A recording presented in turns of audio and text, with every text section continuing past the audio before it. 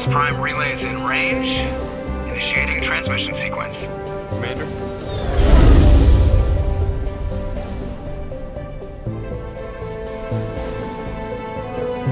We are connected. Calculating transit mass and destination.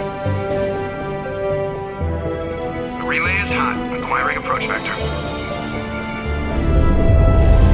All stations secure for transit.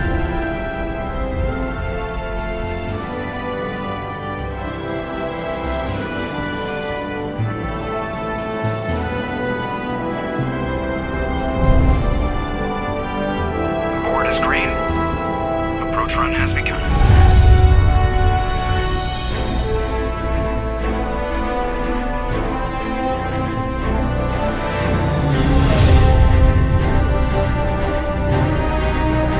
Hitting the relay in 3, 2,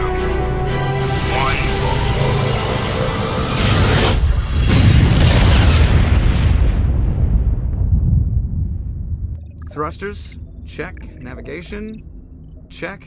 Internal emissions sync engaged. All systems online. Drift, just under 1500K. 1500 is good. You remember to zip up your jumpsuit on the way out of the bathroom? That's good. I just jumped us halfway across the galaxy and hit a target the size of a pinhead. So that's incredible. Joker, status report. Just cleared the mass relay, Captain. Stealth systems engaged. Everything looks solid. Good. Find a comm buoy and link us into the network.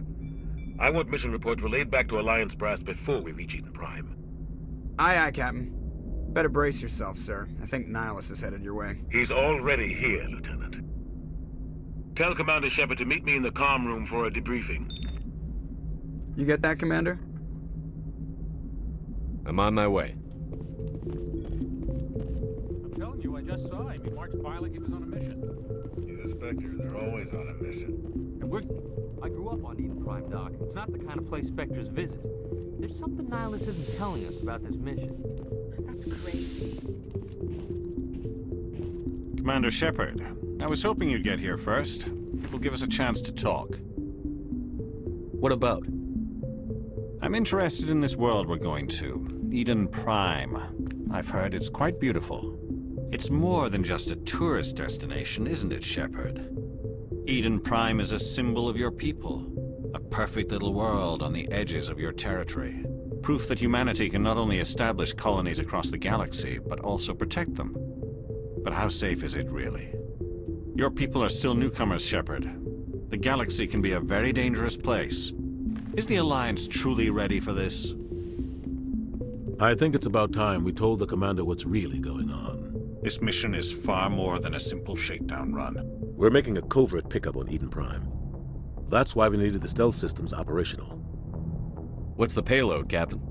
A research team on Eden Prime unearthed some kind of beacon during an excavation. It was Prothean. I thought the Protheans vanished 50,000 years ago. Their legacy still remains. The mass relays, the Citadel, our ship drives. It's all based on Prothean technology. This is big, Shepard. The last time humanity made a discovery like this, it jumped our technology forward 200 years. But Eden Prime doesn't have the facilities to handle something like this. We need to bring the beacon back to the Citadel for proper study. Sharing that beacon will improve relations with the Council. Plus, we need their scientific expertise. They know more about the Protheans than we do. What do you know about the Protheans? Just what they taught us in school. They were a technologically advanced species that ruled the galaxy 50,000 years ago. Then they vanished. Nobody really knows how or why, though I've heard plenty of theories.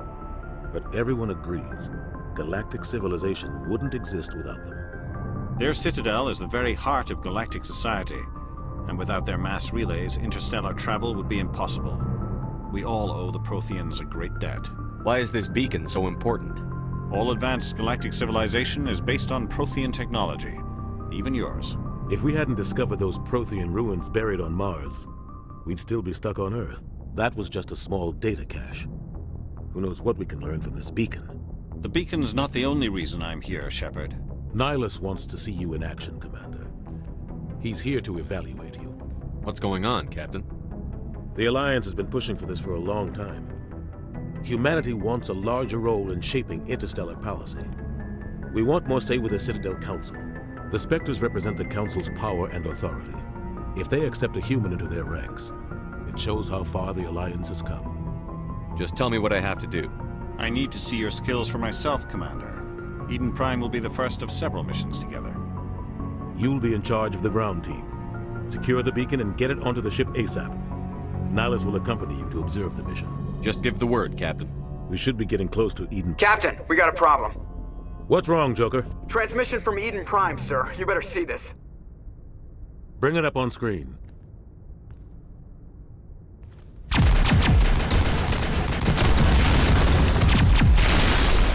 Get down!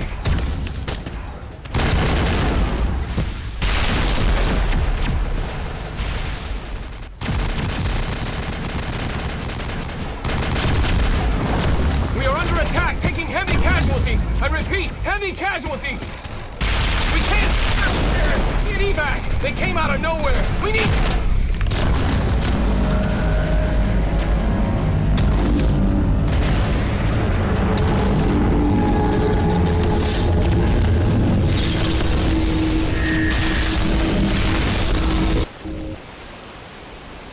Everything cuts out after that. No comm traffic at all. Just goes dead. There's nothing. Reverse and hold at 38.5.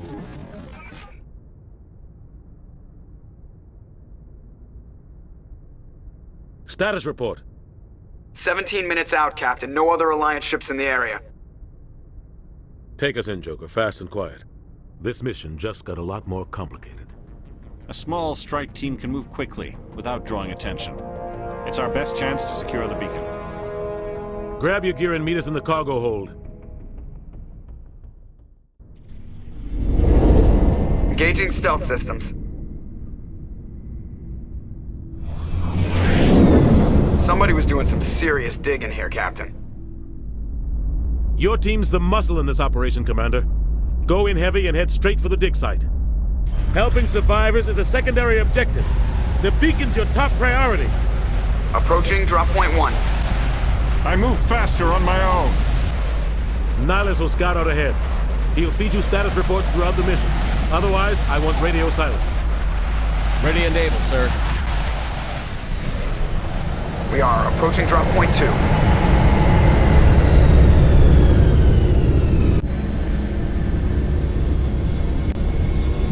Ship perimeter secure, Commander.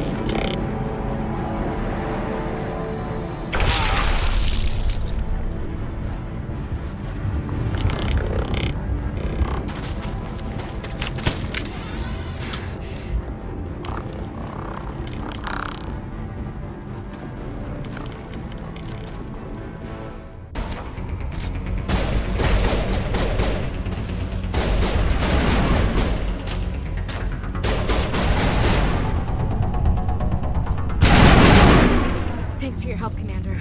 I didn't think I was gonna make it. Gunnery Chief Ashley Williams of the 212. Any idea what kind of enemy we're facing? I think they're Geth. They're synthetics, non-organic life forms with limited AI programming, created by the Quarians a few centuries ago. They were supposed to be a source of cheap labor, but ended up turning on the Quarians and drove them into exile. Well, after that, they just kind of disappeared behind the Perseus Veil. Nobody's really heard much from them since. They must have come for the beacon. I don't know much about the beacon itself, but I heard one of the researchers say this could be the biggest scientific discovery of the century. Oh man. We were patrolling the perimeter when the attack hit. We tried to get off a distress call, but they cut off our communications. I've been fighting for my life ever since. We tried to double back to the beacon, but we walked into an ambush. I don't think any of the others... I think I'm the only one left. The dig site is close, just over that rise. It might still be there. You're coming with us, Williams. We need that beacon. Aye, aye, sir. It's time for payback. Move out.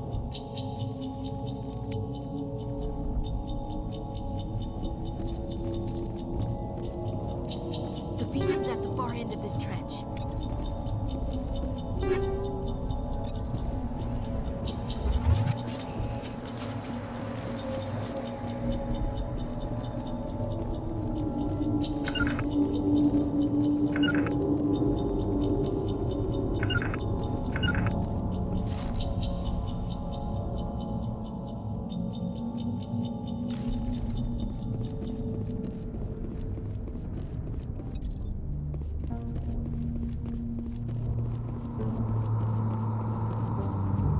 This is the dig site. The beacon was right here. It must have been moved. Maybe we'll know more after we check out the research camp. Let's get moving. Williams, where's the camp? It's just on the top of this ridge, up the ramps. Change of plans, Shepard. There's a small spaceport up ahead. I want to check it out. I'll wait for you there.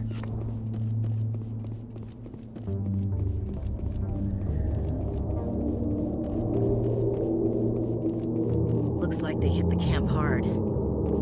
It's a good place for an ambush. Keep your guard up.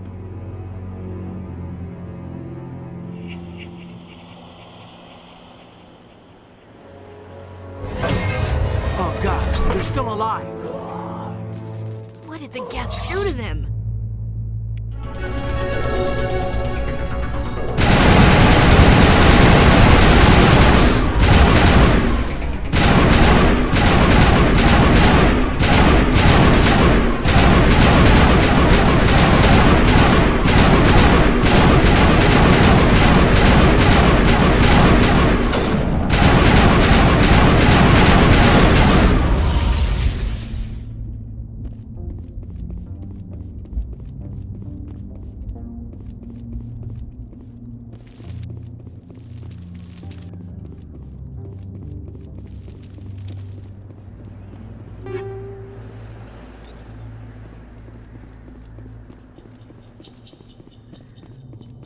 That door. Closed. Security lock's engaged.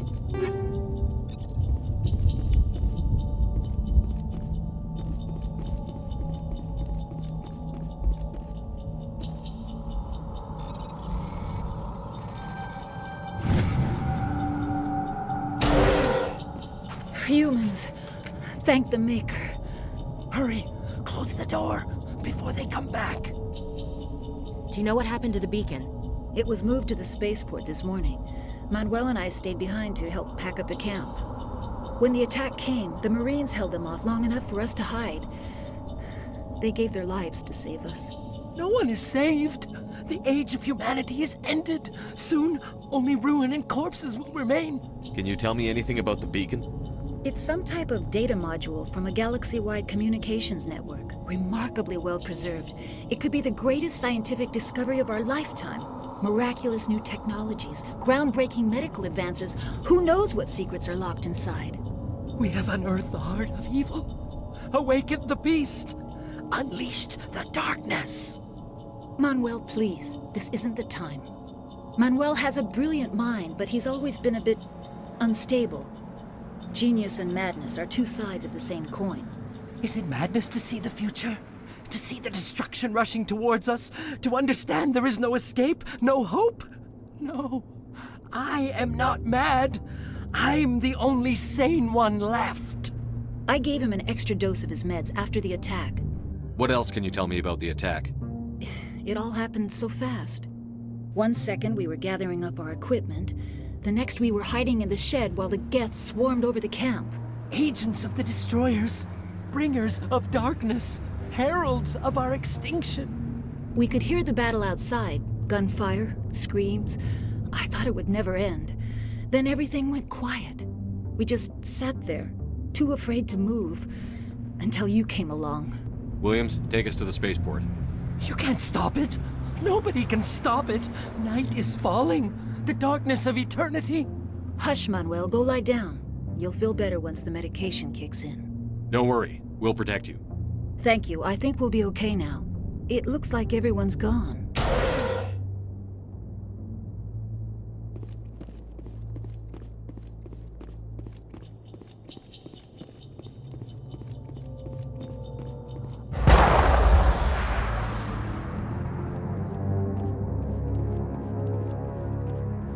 What is that? Off in the distance.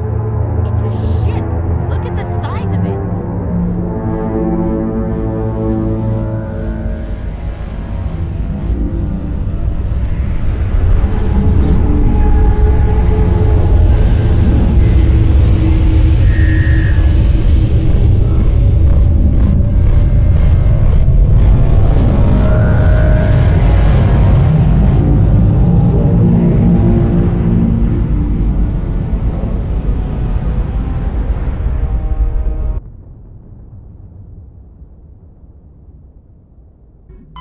Roughly 1,200 years ago, the Turians were invited to join the Citadel Council to fulfill the role of galactic peacekeepers.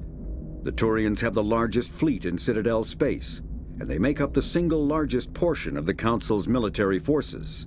As their territory and influence has spread, the Turians have come to rely on the Solarians for military intelligence and the Asari for diplomacy.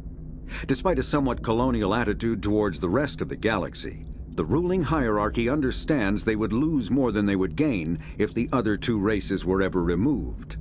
Turians come from an autocratic society that values discipline and possesses a strong sense of personal and collective honor. There is lingering animosity between Turians and humans over the First Contact War of 2157, which is known as the Relay 314 incident to the Turians. Officially, however, the two species are allies, and they enjoy civil, if cool, diplomatic relations. The Systems Alliance is an independent supranational government representing the interests of humanity as a whole. The Alliance is responsible for the governance and defense of all extrasolar colonies and stations. The Alliance grew out of the various national space programs as a matter of practicality. Sol's planets had been explored and exploited through piecemeal national efforts. The expense of colonizing entire new solar systems could not be met by any one country. With humans knowing that alien contact was inevitable, there was enough political will to jointly fund an international effort. Still, the Alliance was often disregarded by those on Earth until the First Contact War. While the national governments dithered and bickered over who should lead the effort to liberate Shanxi, the Alliance fleet struck decisively. Post-war public approval gave the Alliance the credibility to establish its own parliament and become the galactic face of humanity. 50,000 years ago, the Protheans were the only spacefaring species in the galaxy. They vanished in a swift galactic extinction. Only the legacy of their empire remains. They are believed to have built the mass relays and the Citadel, which have allowed numerous species to explore and expand throughout the galaxy. Prothean ruins are found on worlds across the galaxy. While surprisingly intact for their age, functioning examples of Prothean paleotechnology are rare. Time and generations of looters have picked their dead cities and derelict stations clean. Some believe the Protheans meddled in the evolution of younger races. The Hanar homeworld of Kajay, for example, shows clear evidence of former Prothean occupation. The presence of a former Prothean observation post on Mars has caused a rebirth of interventionary evolutionists among humans. These individuals believe the god myths of ancient civilizations are misremembered encounters with aliens. Spectres are agents from the Office of Special Tactics and Reconnaissance, and answer only to the Citadel Council. They are elite military operatives, granted the authority to deal with threats to peace and stability in whatever way they deem necessary. They operate independently or in groups of 2 or 3. Some are empathetic peacekeepers, resolving disputes through diplomacy. Others are cold-blooded assassins, ruthlessly dispatching problem individuals. All get the job done one way or another, often operating outside the bounds of galactic law. The Spectres were founded after the Solarians joined the Council. For many years they operated in secrecy as backroom problem solvers. Only after the Krogan rebellions did their activities become publicized. Assignment of a Spectre is less contentious than a military deployment, but makes it clear that the Council is concerned about a situation. Combat hard suits use a dual-layer system to protect the wearer. The inner layer consists of fabric armor with kinetic padding. Areas that don't need to be flexible, such as the chest or shins, are reinforced with sheets of lightweight, ablative ceramic. The outer layer consists of automatically generated kinetic barriers. Objects traveling above a certain speed will trigger the barrier's reflex system and be deflected, provided there is enough energy left in the shield's power cell. Armored hard suits are sealable to protect the wearer from extremes of temperature and atmosphere. Standard equipment includes an onboard mini-frame and a communications, navigation, and sensing suite. The mini-frame is designed to accept and display data from a weapon's smart targeting system to make it easier to locate and eliminate enemies. The Geth are a humanoid race of networked AIs. They were created by the Quarians 300 years ago as tools of labor and war. When the Geth showed signs of self-evolution, the Quarians attempted to exterminate them. The Geth won the resulting war. This example has led to legal, systematic repression of artificial intelligences in galactic society. The Geth possess a unique distributed intelligence. An individual has rudimentary animal instincts, but as their numbers and proximity increase, the apparent intelligence of each individual improves.